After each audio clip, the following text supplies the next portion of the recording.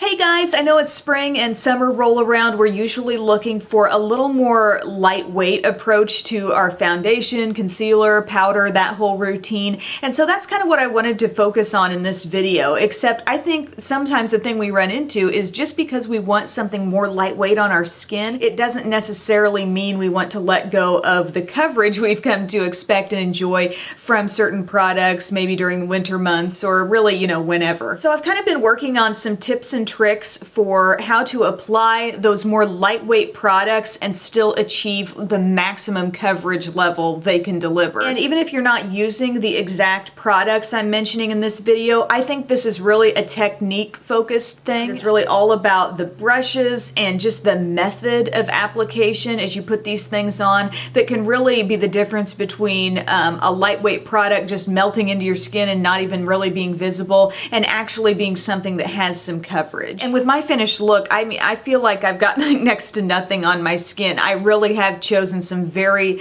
liquid consistency, lightweight products and just built them up in a way that gives me more coverage. So to start things off, I got my skin moisturized really well. I also had applied some of this Garnier 5-Second Blur and mainly did that over my T-zone. That's a good product to use anywhere where you have visible pores, the nose, the sides of the nose. I think this makes foundation go on really smoothly, and if you're combo skin or have a tendency to get oily in certain areas, which for me is the T-zone, this is a nice little thing to throw on there. I don't think it's an absolute necessity for everyone, but it's just something I like to do. Then I'm using my Estee Lauder Perfectionist Youth Infusing Makeup. This has an SPF of 25 and I am in the shade 2N1 Desert Beige, and this has a pump to it. It's a really great foundation. It's super light on the skin. I think it gives a really natural skin-like finish, but I've noticed I get really different looks depending on how I apply it. Fingers is one way, a sponge is another way, a buffing type foundation brush gives me a different kind of look. And something I've really realized is with very liquidy consistency foundations like this, there's a certain brush that I've just fallen in love with, and it's this brush from Tarte, and it came with my Found Sealer. I think this is actually called the Found Sealer brush, and that's a pretty liquidy foundation too. It's probably a little bit thicker than Perfectionist, but I absolutely love the shape of this. It's very unique and it really pats on the product. And I think that's really the technique you want to try if you want to get maximum coverage out of something that's kind of thin and liquidy, because I feel like sponges actually soak up too much of the product. So all in all, I probably used 1.5 pumps of this foundation all over my face, and I paid special attention to the areas where I wanted the most coverage, which would probably be the under eye area and around the nose where I have a little bit of redness, but basically spreading it out everywhere. And then I take the Found Sealer brush and just pat that over the areas, literally just patting it. I'm not making sweeping motions with it whatsoever, and that's what's really maintaining coverage, like I said, around the eyes, the nose, wherever you need it most. And then where I need a little less coverage, that is where I kind of sweep it and spread it out, pull it downward, under the jaw, so we have that nice blended look, around the hairline as well. But this has just been a fabulous brush for this foundation and any others that I think have a really thin, liquid-like consistency, and I think the end result is a very skin-like finish. Next up, I want a little coverage on the under eye area, so I used my Benefit Erase Paste. So you might be thinking, whoa, I thought we were talking like thin, lightweight makeup. This product actually, if you use this very sparingly, I think it has a very lightweight feel on the skin. And I'm just using the tiniest amount to target any areas where I am the darkest around my eyes. So inner corner, kind of under the eye, and I just pressed it in with my finger, and I do think that melts the product down somewhat. I'm still maintaining coverage with it, but I only intended to use a little bit of this product, so I'm keeping it very light with that method of application. Then a product that I think is the queen of lightweight concealers is my Maybelline Instant Age Rewind, and I have this in the brightener because this is a step where I want to kind of take the high points of the face and just lift them up a little bit more. And I love this because I do think it kind of makes my skin look a bit more glowy, but it's not with shimmer or anything like that. It's just the fact that this shade is going to be so much lighter than everything else on my skin. So I just dab that around, down the nose, sort of a little bit center of the forehead, tops of the cheekbones, upper lip, chin, and then blending it out is key to maintaining the coverage. I think you want to use a brush that might be a little bit larger than your typical concealer brush. I love this one from Up and Up. It's called the Round Foundation.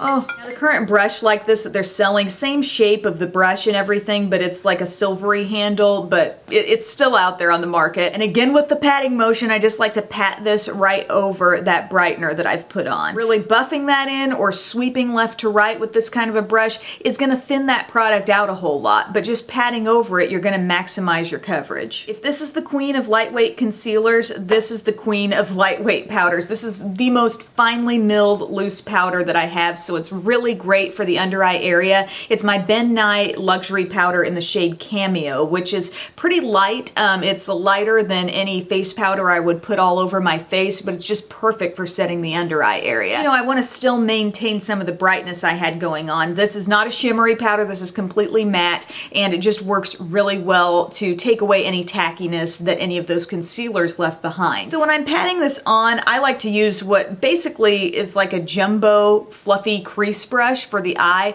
I use that on this area because it does add some coverage out of this product, but not too much. It does not lay on the powder too thick because it is a pretty wispy brush. You'll find it's functional in that your concealer is no longer tacky, but your area looks nice and matte and even. Finally, for all over the face, something I've recently reviewed on the Express channel and a new total love of mine is this Estee Lauder Double Wear Loose Powder. I have this in Intensity 2.0 and I love how customizable this product is because I think you could apply this like a powder foundation, get really good coverage in this product in itself, but also over foundation in just a very lightweight manner. You can still add coverage with just a minimal amount of product. So I like to use this with my e.l.f. complexion brush, just tapping a little bit into the cap and then dusting this all over the face, using kind of a dabbing approach over any areas where I want the most coverage, and then you can kind of sweep or buff this around other areas where that's not so much of a concern. So that's basically the foundation, the concealer, the powder routine where I feel like I'm getting such a lightweight feel on the skin. It really doesn't feel like makeup's on there. But at the same time, I've worked these products in such a way where I feel like I'm still getting good coverage on the skin. So I love that.